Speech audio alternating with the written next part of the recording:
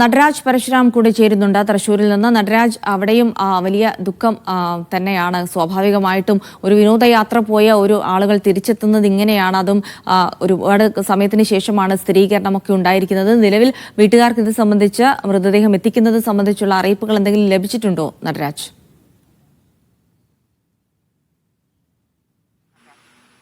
ജിൽസി, തൃശൂർ വെങ്കിടങ്ങ് സ്വദേശി മുഹമ്മദും കുടുംബവുമാണ് അപകടത്തിൽപ്പെട്ടത്. ഞാനിപ്പോൾ ഉള്ളത് മുഹമ്മദിന്റെ വീട്ടിന് മുന്നിലാണ്. മുഹമ്മദ്, ഭാര്യ ജസ്ന, മകൾ റൂഫി എന്നിവരാണ് അപകടത്തിൽപ്പെട്ടത്. അപകടത്തിൽ നടക്കുന്നതിന് ഒരു ദിവസം മുമ്പ് വരെ അവർ വീഡിയോ കോളിൽ കുടുംബാംഗങ്ങളുമായി ബന്ധപ്പെട്ടിരുന്നു. എപ്പോഴും കുടുംബാംഗങ്ങളുമായി തങ്ങളുടെ കുടുംബത്തിലെ വിശേഷങ്ങളൊക്കെ പങ്കുവെക്കുന്നവരായിരുന്നു.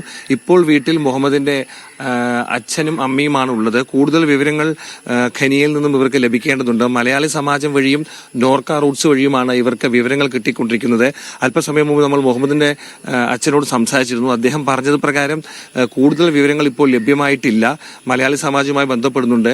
മൃതദേഹം കൊണ്ടുവരുന്ന കാര്യത്തിലും സംസ്കരിക്കുന്ന കാര്യത്തിലും ഒന്നും തന്നെ തീരുമാനമെടുക്കാൻ കഴിയുന്ന അവസ്ഥയിലല്ല ഇപ്പോൾ ഉള്ളത്. ജസ്നയുടെ കുടുംബക്കാരുമായി ബന്ധപ്പെടണം. ജസ്ന മൂവാറ്റുപുഴ പഴക്കാപ്പള്ളി സ്വദേശിനിയാണ്. അവരുടെ കുടുംബവുമായി ബന്ധപ്പെട്ട ശേഷമായിരിക്കും ഇക്കാര്യങ്ങളിലൊക്കെ തന്നെ തീരുമാനമുണ്ടാവുക എന്ന് അദ്ദേഹം നമ്മളോട് പറഞ്ഞു. എന്തായാലും കൂടുതൽ വിവരങ്ങൾ ലഭ്യമാവുന്നുള്ളൂ. നാടാകെ ഇത്തരമൊരു അപകടം നടന്നതിന്റെ ഞെട്ടലിൽ നിന്ന് ഇനിയും വിട്ടുമാറിയിട്ടില്ല.